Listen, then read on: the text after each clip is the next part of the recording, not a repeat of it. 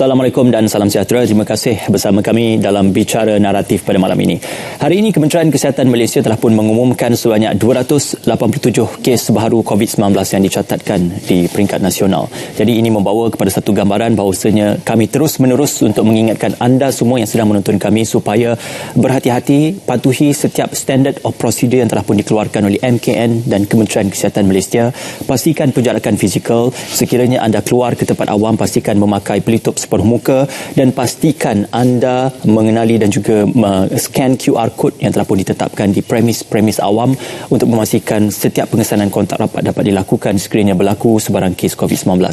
Apa yang penting, dalam kita melihat kepada jarak 7 bulan untuk kita mendepani pandemik COVID-19, sudah pasti di peringkat global perubahan berlaku dan isu-isu pengangguran ini banyak dimainkan bukan sahaja sewaktu pandemik COVID-19 tetapi juga sudah bermula sejak puluhan tahun lamanya. Namun persoalan yang paling penting, sejauh mana komitmen kerajaan dalam memastikan agar isu-isu pengangguran ini dapat diatasi dan kita meminimalkan peratusan bagi kadar pengangguran yang terdapat di peringkat persekutuan. Cuma yang lebih penting adalah pengangguran dalam kalangan graduan itu menjadi isu yang banyak diperdebatkan. Bagaimana ruang dan peluang yang diberikan kepada graduan itu dapat untuk sama-sama kita variasikan, khususnya dalam pewujudan skop ekonomi ataupun skop pekerjaan gig ekonomi yang telah pun diwujudkan sejak beberapa tahun yang lamanya. Cuma apa yang penting adalah pemahaman asas tentang bagaimana peluang dan juga ruang serta variasi peluang itu dijana dan juga diberikan secara sepenuhnya oleh setiap graduan yang telah pun mendapatkan penganugerahan ijazah ataupun penganugerahan sijil masing-masing. Malam ini kita memberikan suluhan yang mendalam terhadap mengatasi kemelut pengangguran graduan, semuanya dalam Bicara Naratif seketika nanti.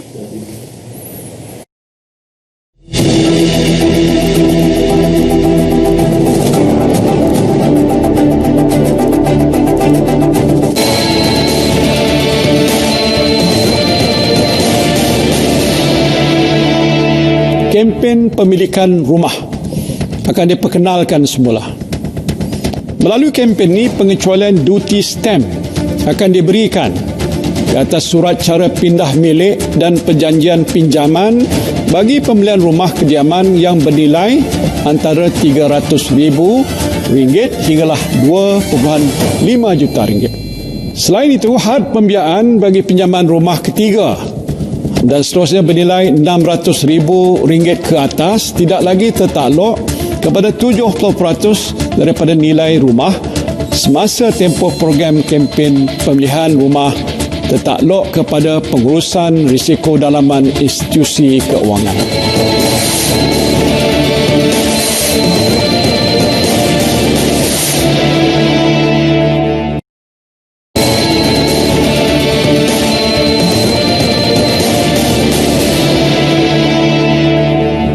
Bagi industri pertanian dan makanan, kemudahan pinjaman dana agrofood sebanyak RM350 juta akan diperuntukkan untuk memastikan kelangsungan pengusaha pertanian dan komoditi dalam sektor ini. Selain itu, kerajaan juga akan memperkasakan peningkatan mobiliti tenaga kerja pertanian melalui insentif yang diberikan pada syarikat perintis untuk melatih dan mengajar tenaga kerja untuk menceburi bidang pertanian dan peladangan. Selain itu, pengusaha pertanian bandar juga akan diberi bantuan bernilai RM500 seorang dan RM50,000 untuk setiap komuniti.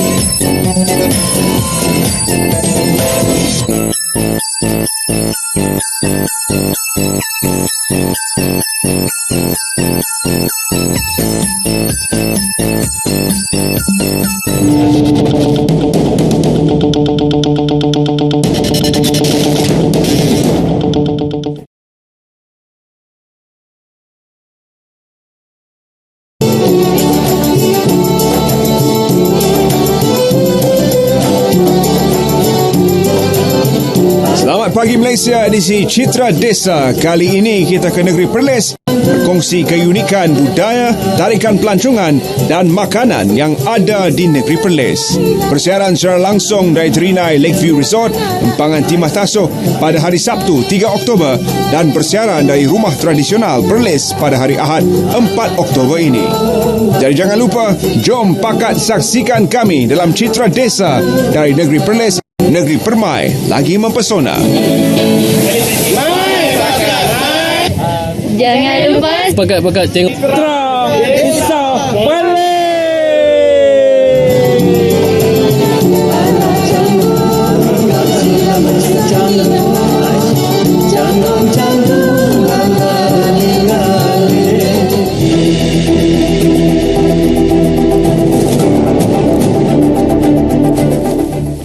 Bersua kembali dalam bicara naratif, sudah semestinya kita memberikan seluruhan terhadap isu yang kita bangkitkan pada malam ini mengatasi kemelut pengangguran graduan, dan banyak persoalan serta perbincangan yang diberikan satu penelitian terhadap isu ini, kerana apa yang penting kita melihat peratusan pengangguran itu banyak dibincangkan khususnya apabila pandemik COVID-19 melanda negara.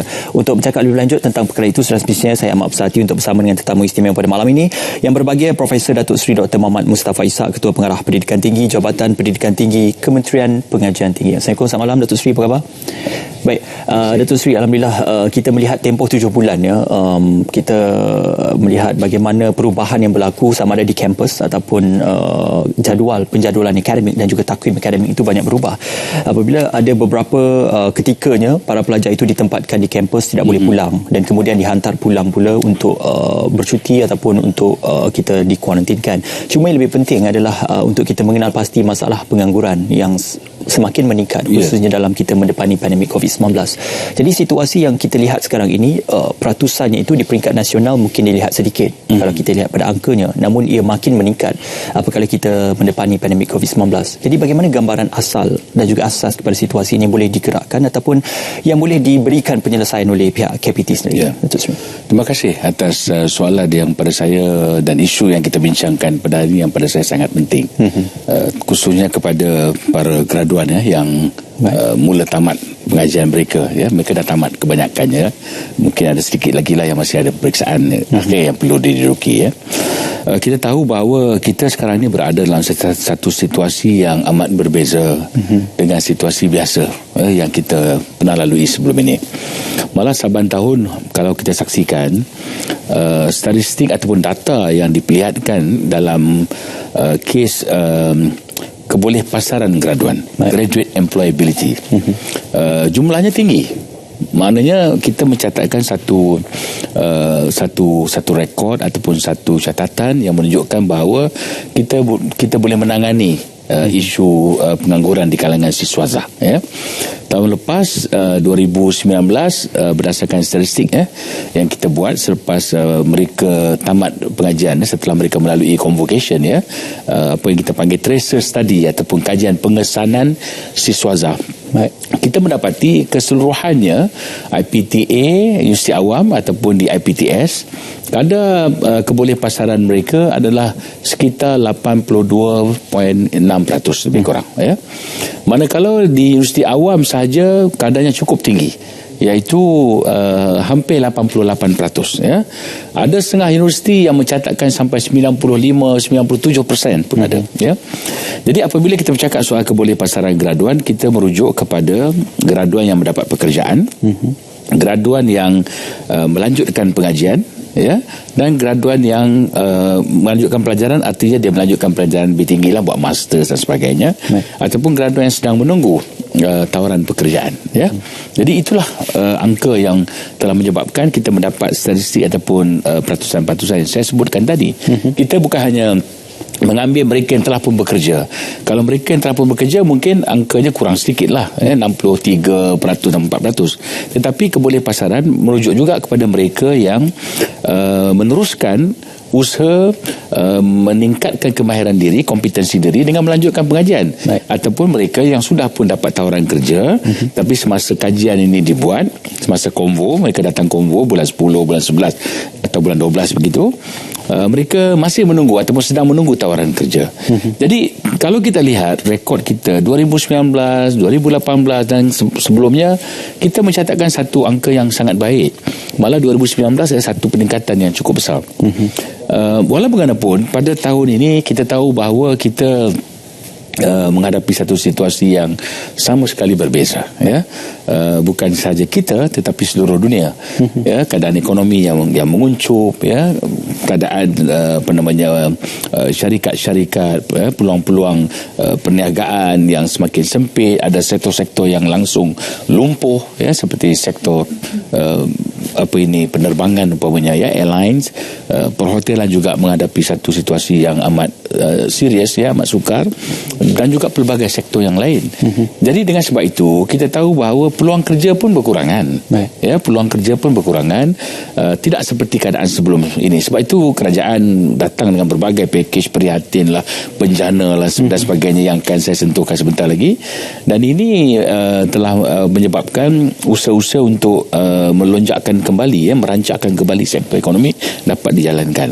Jadi kita menjangkakan graduan yang keluar setiap tahun angkanya lebih kurang 300,000, ya. Dan kita masih ada saki-baki graduan tahun lepas yang masih lagi berdasarkan kajian kita pada ujung tahun lepas lah, ya, lebih kurang dalam 41,000 begitu yang masih belum dapat peluang pekerjaan, ya.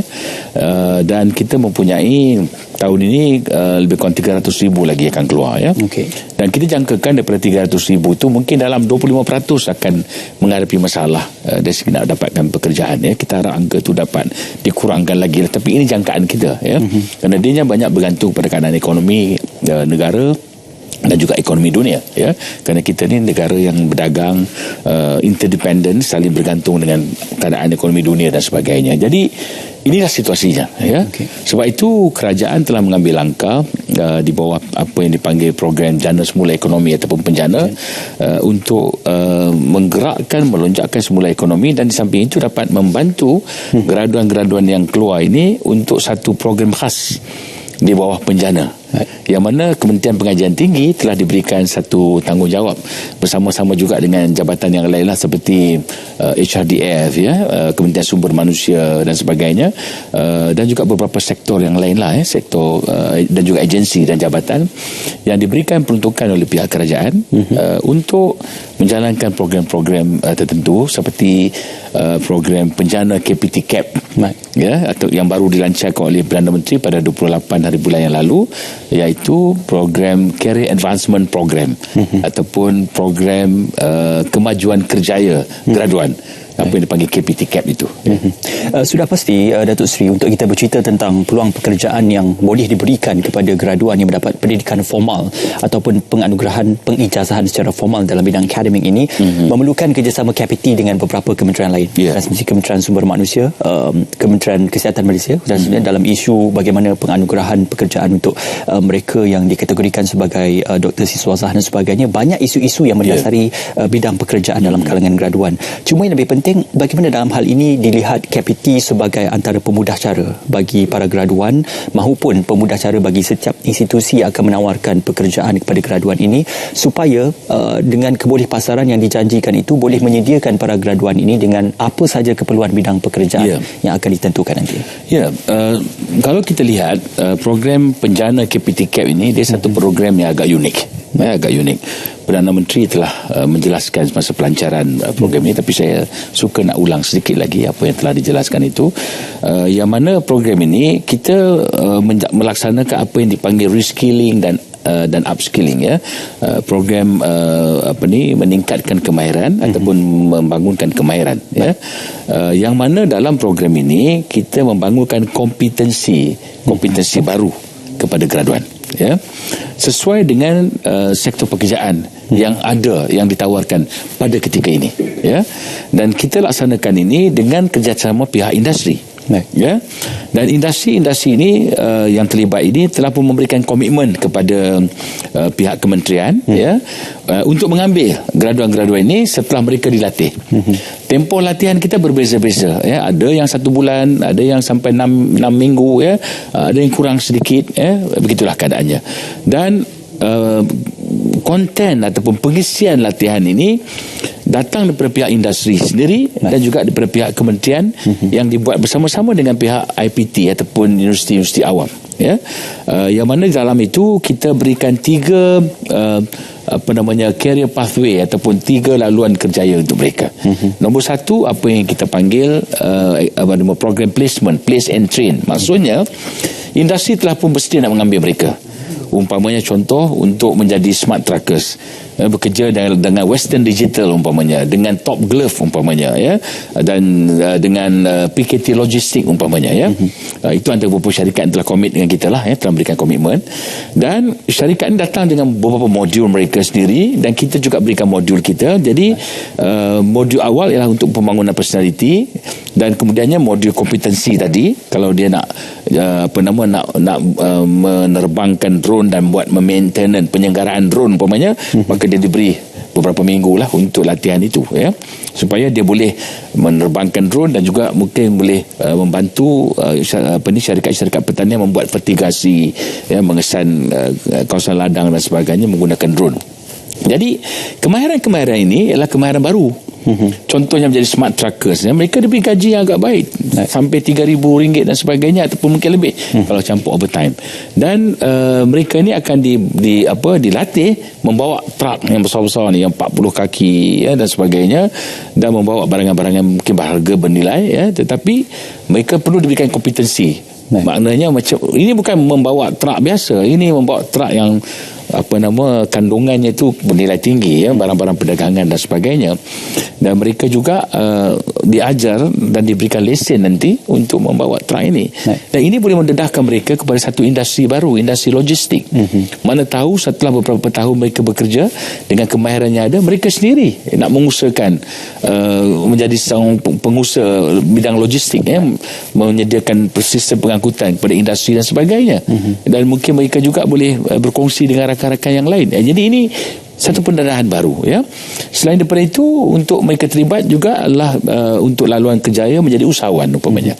Kita latih mereka menjadi usahawan, sambil itu mereka harus menyediakan business plan mereka, ya, plan perniagaan mereka, dan di hujungnya nanti kita akan kita panggil pairkan mereka ataupun hubungkan mereka dengan pihak yang memberikan bantuan kewangan, ya, PUNB umpamanya, bank dan sebagainya, supaya dengan sedikit dana yang mereka dapat itu mereka boleh memulakan perniagaan. Itu yang kedua, keusahawanan, ya.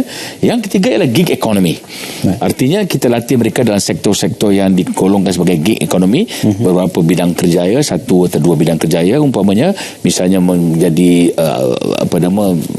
pelukis plan, melukis membuat desain dan sebagainya, ya. Mereka boleh bekerja daripada rumah, 1-2 pekerjaan yang lain, dan dengan itu mereka boleh membuat pekerjaan ini secara freelancing, ya, membuat perakaunan umpamanya, menyemak akaun dan sebagainya. Jadi kita memberikan inilah satu latihan yang mungkin mereka sebelum ini dapat tidak begitu banyak di universiti, tapi ini lebih khusus. Dan selain daripada itu, latihan-latihan ini juga memberikan mereka apa yang dipanggil micro credential.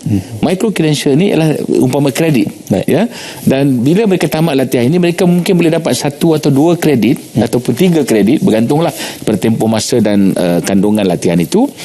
Dan mereka boleh gunakan CJL ini, micro credential ini, untuk lanjutkan pengajian lepas ini di peringkat masters dan sebagainya dengan mendapat pemindahan kredit. Dan latihan-latihan yang tadi kita berikan tadi juga membawa mereka dengan CJ kemahiran, kompetensi certificate, ya. Jadi certification yang kita berikan itu membolehkan mereka ada nilai tambah selain ijazah mereka, pengalaman pendedahan dan CJ kompetensi ini akan membantu mereka lah, ya, untuk memasuki bidang kerjaya baru yang mana sesuai dengan keperluan guna tenaga pada masa sekarang. Kita tahu tidak semua sektor yang memerlukan pekerja waktu ini ataupun yang boleh mengambil pekerja dengan jumlah yang ramai. Ada sektor dia meningkat, dia booming ya. Jadi sektor-sektor inilah barangkali kita beri tumpuan dahulu ya. Dan pelajar kita ni datang daripada berbagai latar belakang. Mungkin apa yang dia belajar dekat universiti bidangnya lain, tapi keperluan guna tenaga sekarang lain. Kita tak boleh tahu kerana ini kita berada dalam satu situasi yang amat berbeza ya, dengan keadaan ekonomi COVID-19 ini. Jadi sebab itu kita buat program penjana reskilling and upskilling dengan peruntukan kira-kira 100 juta yang diberikan oleh pihak kerajaan ya, Kementerian Kewangan kepada KPT, dan KPT telah bekerjasama dengan pihak industri, dengan pihak universiti. Kita melihat bidang-bidang yang mana boleh menjamin mereka pekerjaan, dan kita harapkan sekarang kita sudah pun dapat 5,000 pekerjaan. 5,000 pekerjaan yang telah pun ditawarkan oleh pihak industri ya. Dan programnya pula kita ada 50 program yang dibuat oleh Politeknik ya, yang mana bersifat TVET ya, kemahiran-kemahiran tinggi dan sebagainya, dan ada 22 program setakat ini yang telah kita luluskan melibatkan universiti awam ya. Total sudah ada 72 yang mana boleh membawa kepada lebih 2,000 orang terlibat dengan latihan. Dan ini masih lagi berjalan. Maknanya akan berlaku lagi penambahbaikan dan juga penawaran lebih banyak lagi. Cuma Datuk Seri, kita tidak boleh menafikan persaingan itu tetap akan berlaku. Disebabkan itu kita perlukan pekerja yang kompeten dan graduan yang kompeten dalam memenuhi ruang lingkup pekerjaan tersebut. Bicara naratif akan berjeda seketika, semuanya akan kembali selepas ini.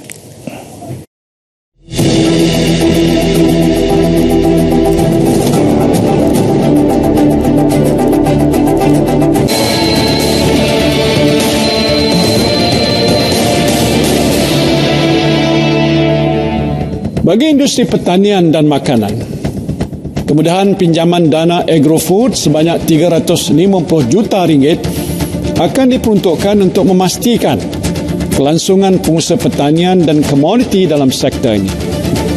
Selain itu, kerajaan juga akan memperkasakan peningkatan mobiliti tenaga kerja pertanian melalui insentif yang diberikan pada syarikat perintis untuk melatih dan mengajar tenaga kerja untuk menceburi bidang pertanian dan peladangan. Selain itu, pengusaha pertanian bandar juga akan diberi bantuan bernilai RM500 seorang dan RM50,000 untuk setiap komuniti.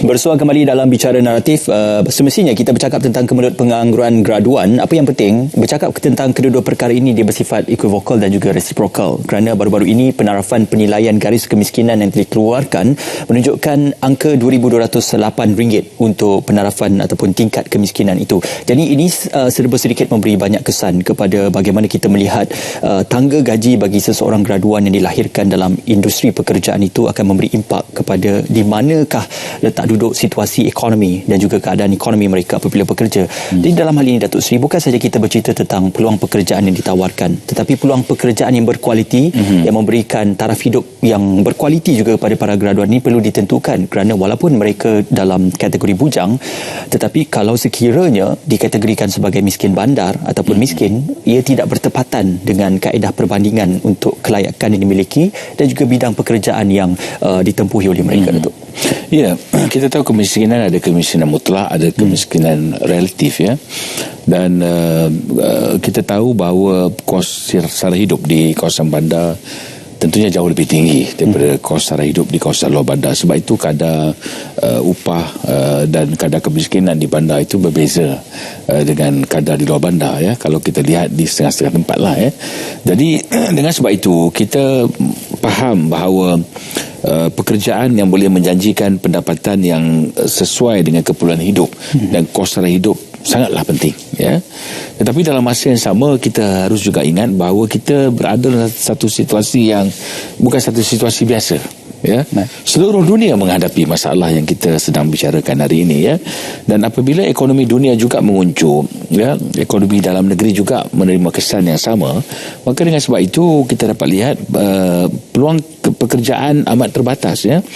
Mungkin kita ada sektor-sektor yang masih memerlukan tenaga kerja seperti sektor peladangan barangkali ya, mungkin sektor pembinaan ya dan sebagainya. Tapi mungkin graduan tak berminat untuk masuk ke dalam sektor-sektor yang kita golongkan sebagai 3D ini ya, dirty, dangerous, difficult ini kan. Kita pun tak mengharapkan mereka pergi ke situ, ya, kerana mereka ini ialah dianggap sebagai pekerja-pekerja kola putih, ya. Tetapi dalam situasi sekarang kita harus bersifat realistik, ya, melihat dunia secara objektif dan secara realistik.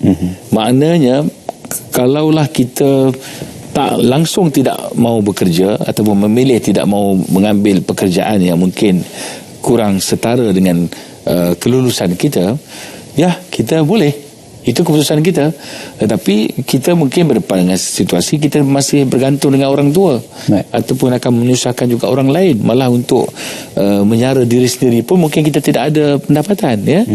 Sebab itu dalam menghadapi situasi ini, para graduan harus bersifat apa yang kita panggil bijaksana, objektif, ya, dan harus bersifat realistik, ya, kerana kita berada dalam situasi yang sama sekali tidak siapa mahu berada dalam situasi sebegini, ya.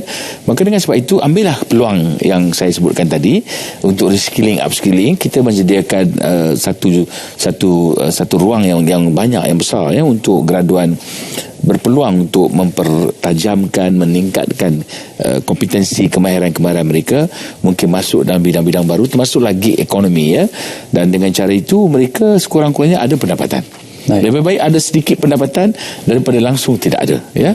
Dan dengan sedikit pendapatan itu mereka dapat menimba pengalaman, ya, untuk meningkatkan lagi keupayaan mereka dan juga pengalaman mereka untuk membolehkan mereka bersiap sedia apabila keadaan ekonomi pulih, bila ada peluang pekerjaan yang semakin terbuka, maka mereka boleh masuk dengan pengalaman yang mereka ada itu. Sebab itu kita tahu bahawa saya tidak fikir graduan memilih pekerjaan dalam konteks ini, ya. Mereka bersifat realistik dan mereka mahu mencari peluang pekerjaan, ya, yang sebaik mungkin, ya. Tetapi dalam keadaan ini mereka juga memerlukan kemahiran-kemahiran tertentu yang saya katakan tadi. Sebab itulah saya ingin cadangkan, ambillah kesempatan untuk menambah ilmu, menambah kemahiran. Kalau yang belum mohon lagi, mohonlah, ya, penjana KPT-CAP ini, ataupun boleh juga mereka memohon dengan HRDF umpamanya, ya. Dana pembangunan sumber manusia yang juga ada peruntukan dan skim-skim latihan seperti yang saya sebutkan tadi, yang mungkin sedikit berbeza dengan penjana KPT-CAP ini. Tapi untuk para graduan memang kita sediakan ini, dan kita dengan peruntukan 100 juta yang kita dapat itu, kita jangkakan kita boleh melatih sehingga 20,000 orang graduan.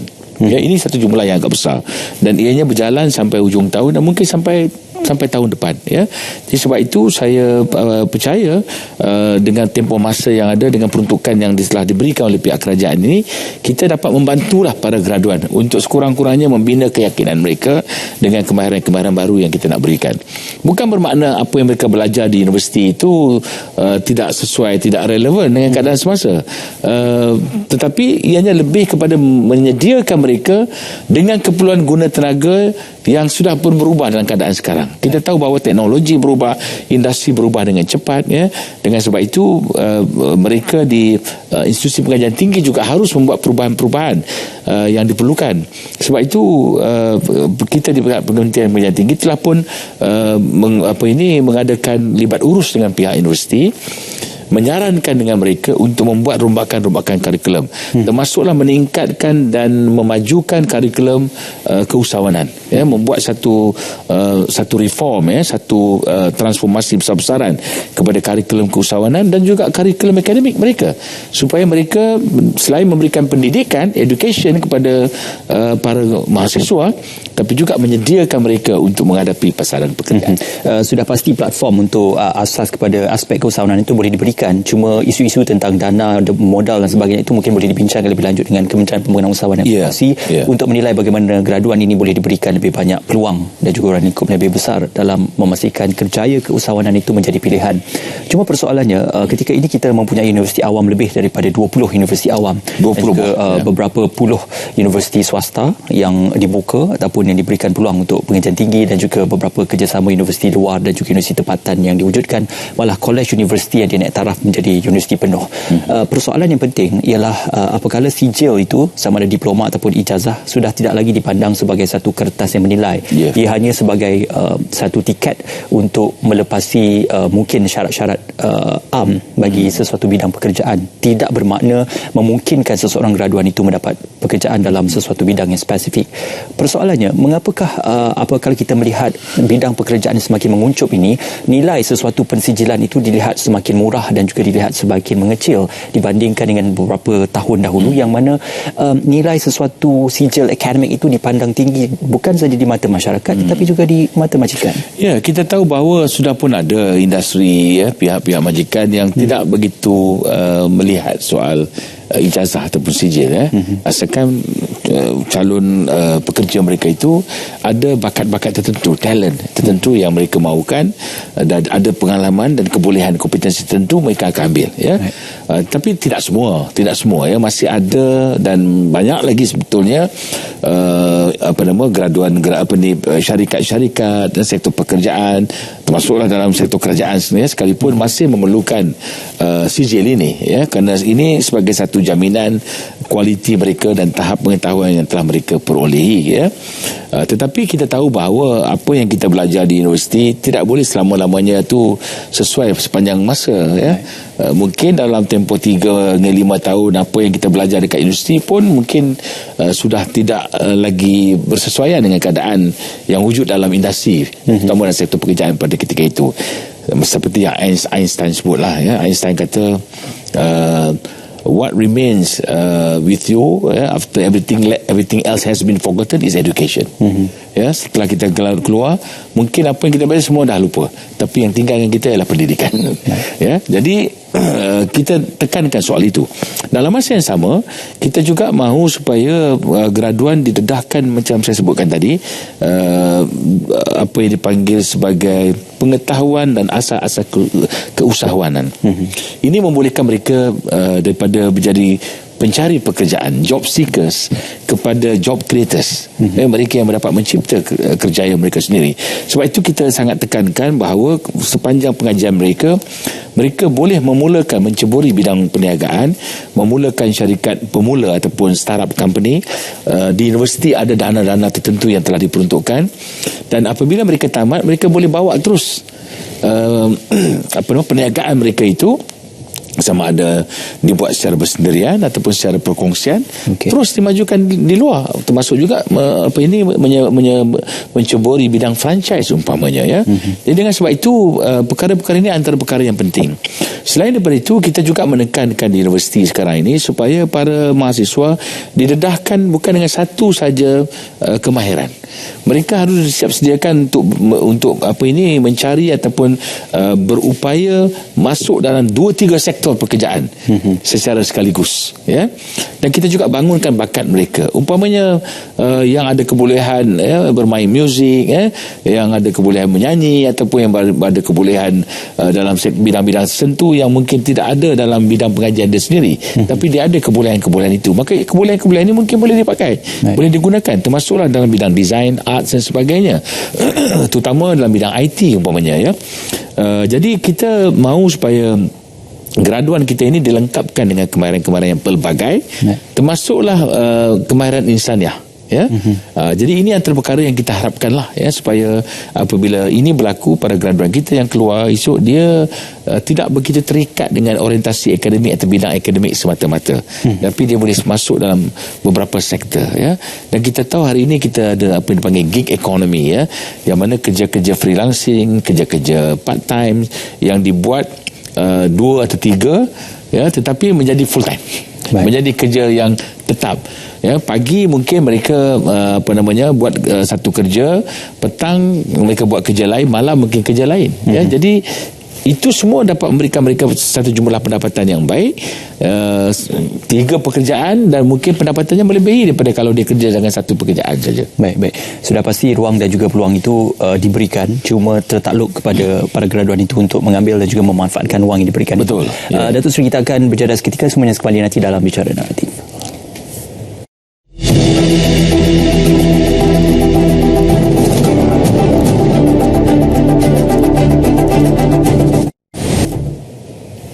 Bersua kembali dalam Bicara Naratif, bercerita tentang pengangguran dalam kalangan graduan ini sudah semestinya isu yang tidak berkesudahan selagi mana kerjasama penuh daripada semua pihak dapat dijana dan juga digerakkan secara bersama. Cuma yang lebih penting bagaimana kita ingin memberikan lebih ruang dan juga peluang untuk kita melihat bagaimana para graduan ini boleh memanfaatkan setiap ruang dan peluang itu untuk mencapai suatu penambahbaikan dalam kehidupan dan juga bidang pekerjaan mereka. Datuk Seri, tadi kita banyak bercerita tentang apa yang ditawarkan oleh Kementerian Pengajian Tinggi, Universiti Awam dan juga kerjasama dalam beberapa rangkaian gerak kerja yang dilaksanakan. Persoalan yang penting ialah ada yang bercerita tentang kepentingan latihan industri itu, yang mana isu-isu tentang penggajian, isu-isu tentang pemberian ganjaran kepada graduan yang bekerja semasa latihan industri dan juga isu pendedahan yang diberikan dalam latihan industri itu sebenarnya salah satu bentuk latihan yang boleh untuk dijana apabila mereka keluar untuk mencari pekerjaan yang sebenar. Jadi bagaimana KPT dalam hal ini menangani isu-isu latihan industri yang banyak berbangkit dalam kalangan graduan? Saya setuju dengan pandangan itu, dan satu pandangan dan soalan yang pada saya sangat baik. Memang kita buat masa ini dan sejak beberapa tahun yang lalu sudah pun menekankan peri pentingnya apa yang dipanggil industrial engagement ataupun penglibatan bersama dengan pihak industri. Malah satu ketika dulu kita telah bangunkan CEO at Faculty program, kita ada program adjunct professor, dan hari ini kita telah menekankan betapa pentingnya pihak universiti juga membawa tokoh-tokoh industri, pihak-pihak daripada industri masuk ke dalam kelas mengajar. Walaupun mereka mungkin tak ada skill yang tinggi-tinggi, tak ada masa, tak ada PhD, itu bukan persoalannya. Kerana mereka bawa bersama mereka pengalaman industri, hands-on knowledge, pengalaman sedia ada, pengalaman yang terkini yang mereka ada di dalam industri, dan mereka kongsikan. Dan para pensyarah juga boleh mendapat satu pendedahan yang baru mengenai apa yang sedang berlaku dalam industri, isu dan masalah, termasuklah teknologi dan sebagainya. Jadi ini yang pertama. Dan yang keduanya, kita juga mahu supaya pihak universiti bersikap lebih terbuka hari ini untuk membawa pihak industri untuk turut terlibat dalam menggubal kurikulum mereka, merombak kurikulum mereka. Malah dalam masa kita menggubal kurikulum, sebetulnya kita juga berunding dengan pihak industri. Ada industrial panelnya yang juga memberikan pandangan, melihat kursus-kursus yang kita tawarkan, kandungannya, apakah latihan-latihan yang kita berikan dan sebagainya, apa yang kita ajarkan. Kita tidak mahu semuanya bersifat teori semata-mata, tapi harus ada case study, harus ada elemen makmal umpamanya, dan ada elemen praktikalnya di situ. Selain daripada itu, kita juga sudah pun memulakan apa yang dipanggil program 2U to I. 2 tahun di universiti, 2 tahun di industri. Pelajar boleh memilih. Malah ada juga usaha kita buat 3U 1I umpamanya. Dan ini sebetulnya untuk membolehkan para pelajar tidak hanya duduk dalam universiti semata-mata selama 3 atau 4 tahun mereka belajar itu, tapi juga mereka mendapat pendarahan langsung dengan industri. Malah sudah banyak kes yang mana pelajar-pelajar yang mengikuti program 2U to I ini kemudiannya diserapkan terus oleh pihak industri, kerana mereka tak perlu dilatih lagi, mereka sudah ada pengalaman. Dan selain daripada itu, kita juga sudah melaksanakan sejak beberapa tahun yang lalu apa yang dipanggil internship ataupun latihan industri secara wajib. 4 bulan ada, 6 bulan ada, dan diberikan kredit sehingga 12 kredit dan sebagainya. Dan ini adalah satu usaha di mana kita mahu supaya para pelajar kita setelah dia mendapat segala ilmu yang diperlukan, asas-asas pengetahuan dan sebagainya, termasuklah pendedahan di makmal dan sebagainya daripada para pensyarah mereka, para profesor mereka, mereka kemudiannya bersama dengan pihak industri terlibat dalam membuat praktikal latihan di lapangan, dan dengan itu mereka mendapat pendedahan yang terkini. Dan ini sebetulnya boleh membantu mereka dengan cukup baik untuk bila mereka keluar, mereka sudah ada pengalaman kerja 6 bulan sekurang-kurangnya. Jadi inilah yang sebetulnya yang sedang kita lakukan. Tetapi seperti yang saya katakan tadi, perubahan teknologi, perubahan dalam sektor industri, perubahan dalam persekitaran ekonomi kita berlaku sangat pantas. Misalnya COVID ini berlaku dengan tiba-tiba, dengan begitu pantas, dan dengan sepantas itu juga kita lihat berlaku perubahan secara radikal, secara besar-besaran kepada ekonomi dunia, situasi dunia, dan juga dalam negara. Kapal terbang hari ini lebih banyak yang berada di lapangan terbang dipakai Daripada lapangan terbang daripada terbang. Ya, sepatutnya kapal terbang ni lebih banyak dia terbang lebih bagus. Tapi apakan daya, kerana sempadan ditutup. Orang tidak boleh berjalan, travel, ya. Dan ini menyebabkan pelancong tidak datang dan beri kesan kepada banyak industri. Industri pengangkutan, industri perhotelan, industri makanan. Jadi semua apa yang dipanggil value chain ini, ya, terjejas, ya. Dan dengan sebab itu kita harus hari ini lebih kreatif melihat di manakah peluang itu ada. Jadi sebab itulah latihan yang disebutkan tadi, praktikal tadi, ya, internship tadi sangat penting untuk membolehkan mahasiswa lebih bersedia. Termasuklah mereka ini kalau dia mengambil bidang pertanian, dia sepatutnya menjadi seorang petani moden umpamanya. Kalau dia mengambil bidang keusahawanan, sepatutnya dia boleh menjadi seorang usahawan yang berjaya, bukan hanya belajar ilmu keusahawanan, tapi dia menunggu orang ambil dia untuk bekerja. Ya, jadi ini yang kita nak ubah. Tetapi perubahan ini kita tak boleh lengah-lengahkan. Kita kena buat dengan pantas, dengan cepat. Sebab itu KPT telah pun menyiapkan apa yang dipanggil sebagai panduan KPT mengenai pendidikan keusahawanan. Telah pun kita siapkan yang kita usahakan dengan sebuah universiti, dan insyaAllah dalam masa terdekat kita akan lancarkan. Malah di peringkat kementerian juga sudah pun dirancang sekarang ini pelan strategik program keusahawanan untuk universiti sedang dirancangkan sehingga tahun 2025 begitu, supaya kita dapat mantapkan program keusahawanan ini dari sudut pendedahan pelajar, dari sudut kompetensi mereka, dari sudut dana, ya, dengan mengambil model-model yang telah berjaya di luar negara.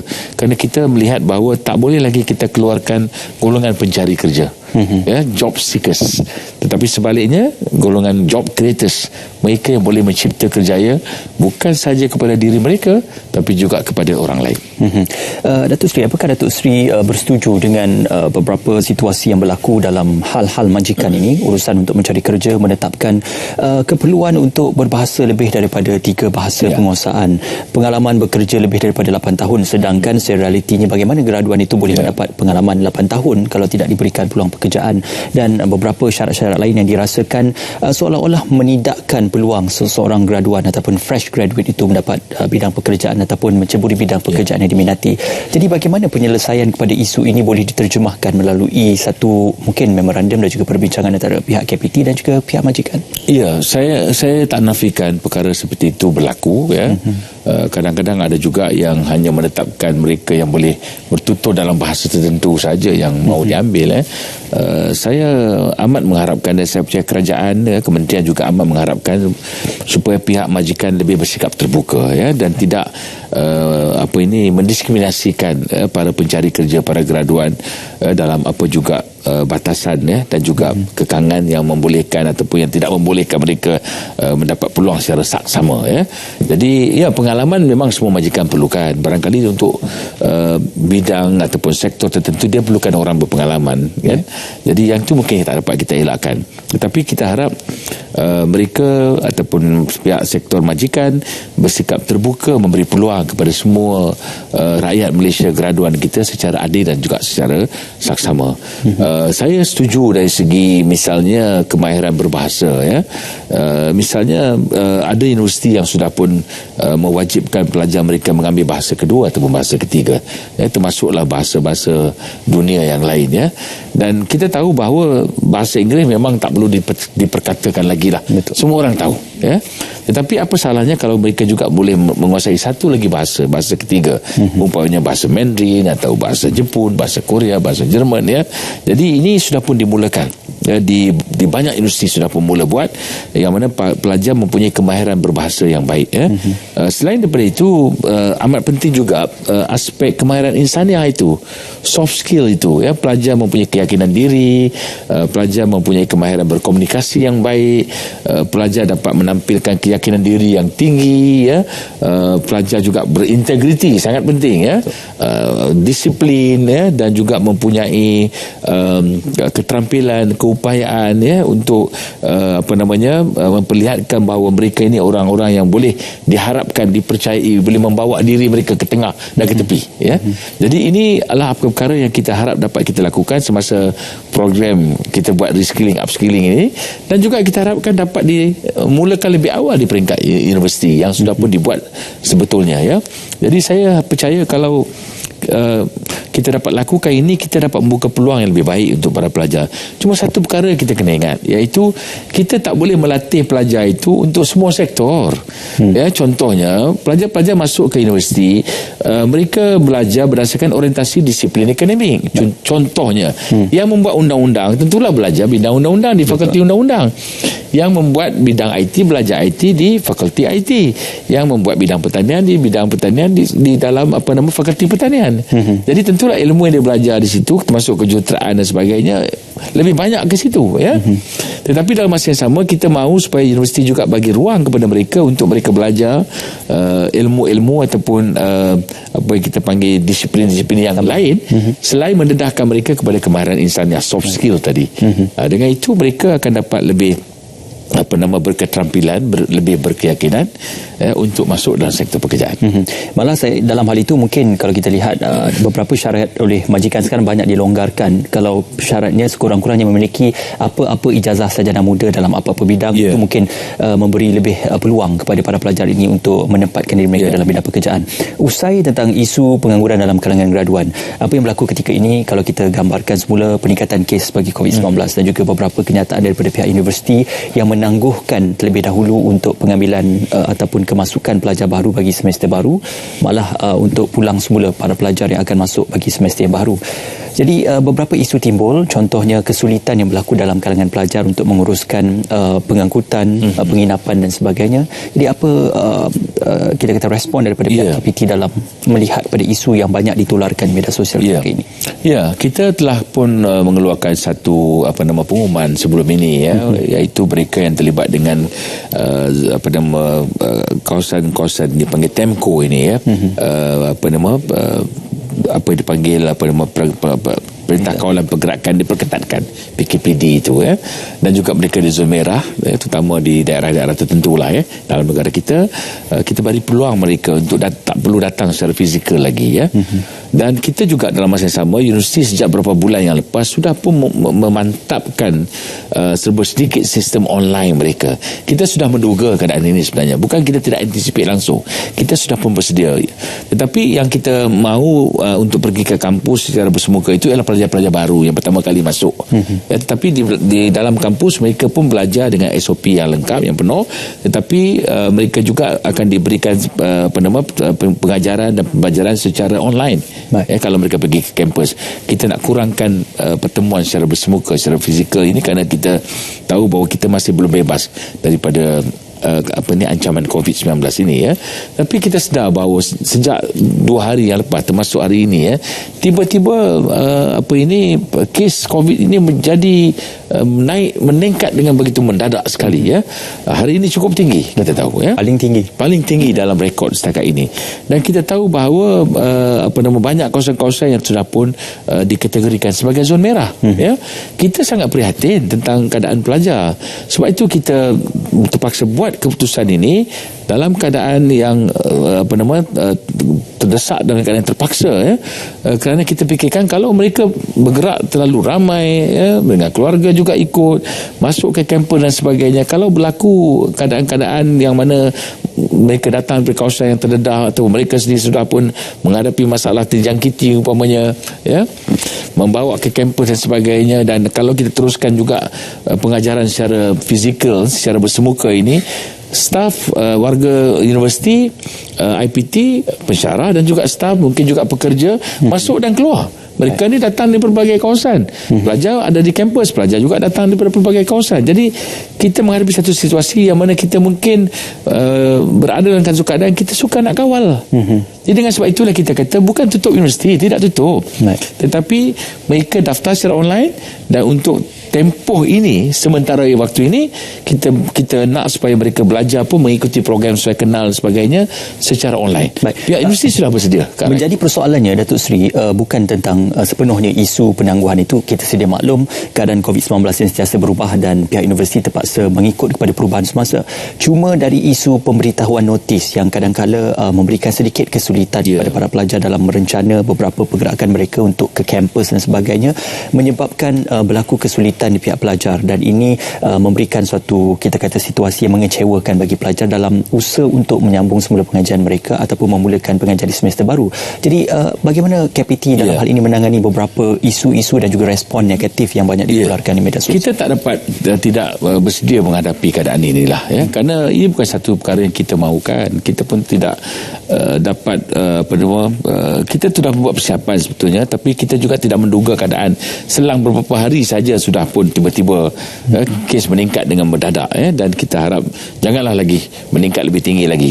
Dan kita pun tidak mahu supaya kampus dan mereka yang terlibat dengan pendidikan di universiti juga terjejas dengan ancaman ini, tetapi kita sudah mengambil langkah proaktif.